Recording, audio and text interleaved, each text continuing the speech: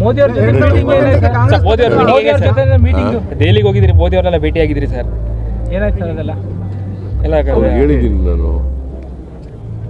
ಒಂದು ಮಳೆ ಜಾಸ್ತಿ ಆಗಿದೆ ಈ ಸಾರಿ, ಅದಕ್ಕೆ ಪರಿಹಾರ ಕೊಡಬೇಕು ಅಂತ ಹೇಳಿದ್ದೀನಿ.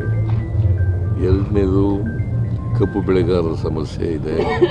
ಕಬ್ಬು ಬೆಲೆ ನೀವು 10.5 ಇಳುವರಿಗೆ 3,550 ಕೋಟಿ ಇನ್ಕ್ಲೂಡಿಂಗ್ H&T ಅಂದರೆ ಹಾರ್ವೆಸ್ಟಿಂಗ್ ಆ್ಯಂಡ್ ಟ್ರಾನ್ಸ್ಪೋರ್ಟ್ ಕಾಸ್ಟ್ ಸೇರಿ.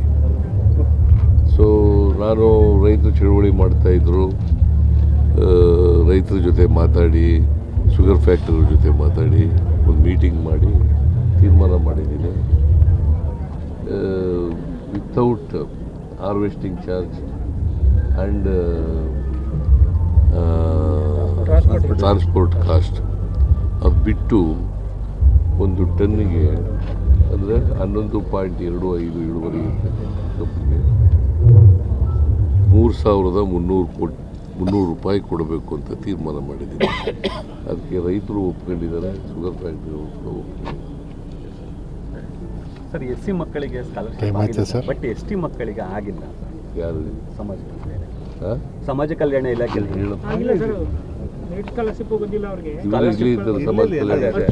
ಅವ್ರಿಗೆ ನೇರವಾಗಿ ಕೇಳ್ಬಿಡ್ರಿ, ಕೇಳೋದ್ರ ಬದಲು ಅವ್ರಿಗೆ ನೇರವಾಗಿ ಕೇಳ್ಬಿಟ್ರೆ ಆಯ್ತಲ್ಲ. ಮನೆ ಯಜಮಾನ್ರು ನೀವಲ್ಲ ಸರ್, ಸರ್ಕಾರದ ಯಜಮಾನ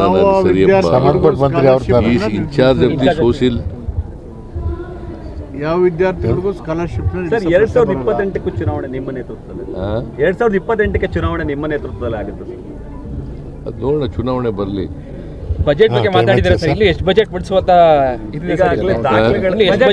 ಬಜೆಟ್ ಬಗ್ಗೆ ಮಾತಾಡಿದ್ರೆ ಸರ್, ನೆಕ್ಸ್ಟ್ ಬಜೆಟ್ ನಾನೇ ಮಂಡಿಸ್ತೀನಿ, ಇನ್ನು ಎಷ್ಟು ಬಜೆಟ್ ಬಿಡಿಸುವಂತಹ ಇದಿದೆ ಸರ್ ನಿಮಗೆ? ಜನ ಎಲ್ಲಿವರೆಗೆ ಅಪೇಕ್ಷೆ ಪಡ್ತಾರೆ ಅಲ್ಲಿವರೆಗೂ